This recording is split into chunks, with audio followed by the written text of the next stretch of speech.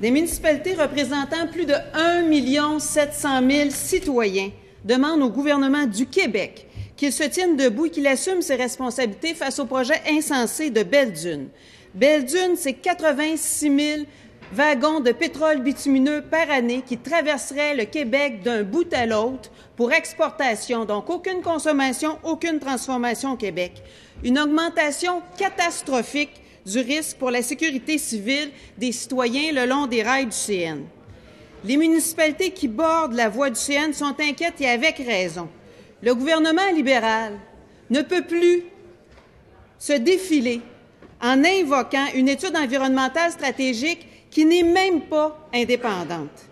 La Ville de Montréal, Rimouski, Saint-Hyacinthe, Amqui, Sainte-Florence et bien d'autres demandent un BAP sur Belle-Dune.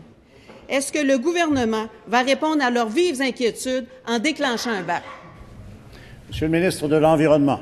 Merci, Monsieur le Président. La question du transport des hydrocarbures est prise très sérieusement par notre gouvernement. On a déclenché une évaluation environnementale stratégique sur l'ensemble de la filière des hydrocarbures le 30 mai de l'année dernière, 2014. Et cet EES, justement, vise plusieurs domaines, dont le domaine des transports.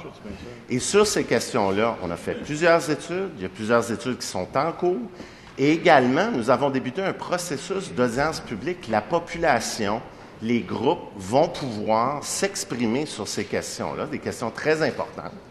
Et nous, de notre côté, au gouvernement, on s'assure justement de faire une étude complète, d'étudier l'ensemble des questions, d'aller chercher les avis scientifiques, d'aller chercher les avis de la population, avant justement de porter un jugement sur l'ensemble de la filière des hydrocarbures.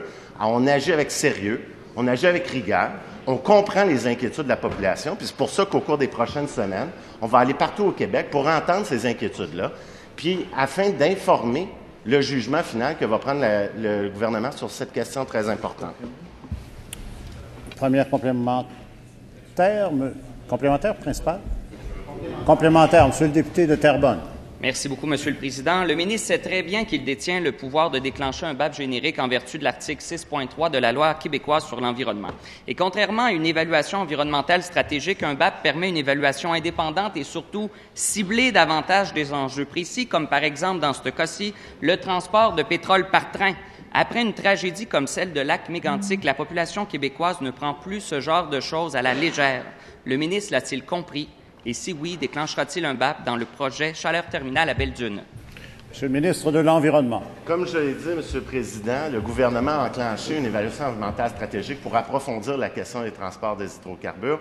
On ne peut pas être plus clair que ça, à quel point on prend la question au sérieux. Il va y avoir des audiences publiques. Il y a des études scientifiques en cours. Mais si on parle justement de BAP et d'étudier la question des hydrocarbures en profondeur, il faut quand même rappeler, Monsieur le Président, que le gouvernement du Parti québécois a déclenché un projet anticosti sans aucune étude environnementale, a autorisé le stockage du pétrole d'Alberta à Sorel sans aucune forme d'étude environnementale. Alors, on reviendra sur les positions supposément bien fondées du Parti québécois sur la question du transport des hydrocarbures, M. le Président. Cela met fin à la période de questions et de réponses orales.